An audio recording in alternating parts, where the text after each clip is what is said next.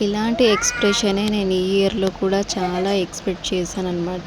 ఇది last year వాడి second బర్త్‌డేది అనమాట. సో, అలా డోరేమోన్ టేబుల్ ఇంకా అలా డెకరేట్ చేశాను. బ్లూ అండ్ వైట్ కాంబినేషన్‌లో. సో, లెవ్వగానే అది చూసి చాలా హ్యాపీగా వావ్! వావ్! అన్నాడు. ఈ పదం వాడు డేలో ఎన్నో సార్లు వాడతాడు. చిన్న చిన్న వాటికి సర్ప్రైజ్ అయిపోతూ ఉంటాడనమాట. సో, అలాగే నేను ఈ ఇయర్ కూడా ఇలా డెకరేట్ చేశాను. ఒక సైకిల్ ఇచ్చాను. ఇంకా 3 గిఫ్ట్స్ అలా పెట్టాననమాట. దానికి వాడు ఇంకెంత ఫీల్ అవుతాడో అని నేను ఎక్స్‌పెక్ట్ చేశాను. బట్ నేను అనుకున్న దానికంటే వాడు కొంచెం తక్కువ. ఎందుకంటే ఈ మూమెంట్‌లో వాడు కొంచెం సైలెంట్‌గా ఉన్నాడు. ఒక క్యూట్ స్మైల్ ఇచ్చాడంతే.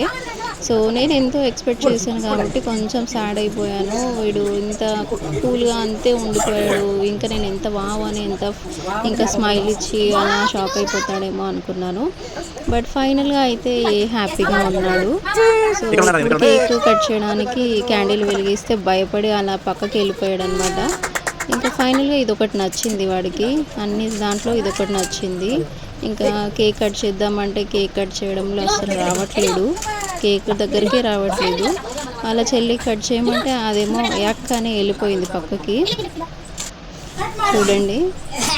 సో, ఫైనల్‌గా అయితే తండ్రి కూతుర్లు కేక్ కట్ చేసి వాళ్ళే తినేస్తున్నారు. ఇంకా లాస్ట్‌లో ఒక పిక్ తీసుకున్నాము. సో, నచ్చితే like, share, subscribe guys. Tada!